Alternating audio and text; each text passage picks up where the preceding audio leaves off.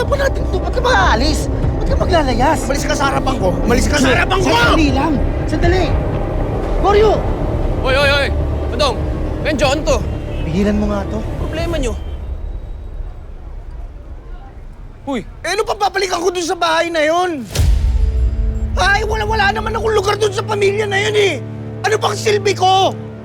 Ha? Anong silbi ko? Sabihin mo! Ano? Ano, lagi ako pinapagalitan? Ikaw, lagi mo ako pinagsasabihan! Ano na gagawin mo? Babalik ka sa tatay mong demonyo? Bakit gusto mong mamatay? Gusto mong mamatay? Pakinig ka mabuti sa akin, ngayon ko lang sasabihin sa'yo to Ang gusto lang ni Lola, matuto kang rumispeto. Para respetuhin ka ng iba. O sige, nandoon na ako. Palaging bukang bibig ni Lola si Lolong.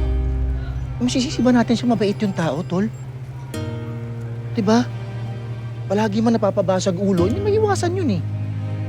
Pero kasi yun, marunong rumispeto ng tao yun. At ang importante, hindi niya binabasto si Lola. Kahit itong mo rito kay Goryo, sabihin mo sa kanya. Benjo. Ang totoo niyan, si Lolong at Lola Gracia ang dahilan kung ba't ako nagpakatino. At totoong sinasabi nila, naging maayos ang buhay ko. Sarap kaya gumawa ng kabutihan. Huwag lang susobra dahil katangahan na yon. Ako?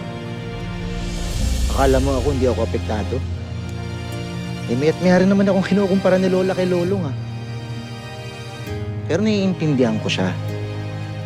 Parang nangyayari sa amin ito ni Goryo.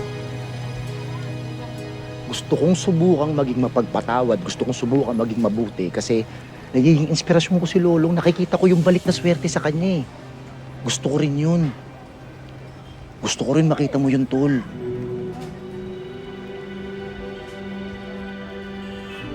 Pinagsasabihan ka lang ni Lola kasi mahal na mahal ka niya. Ha?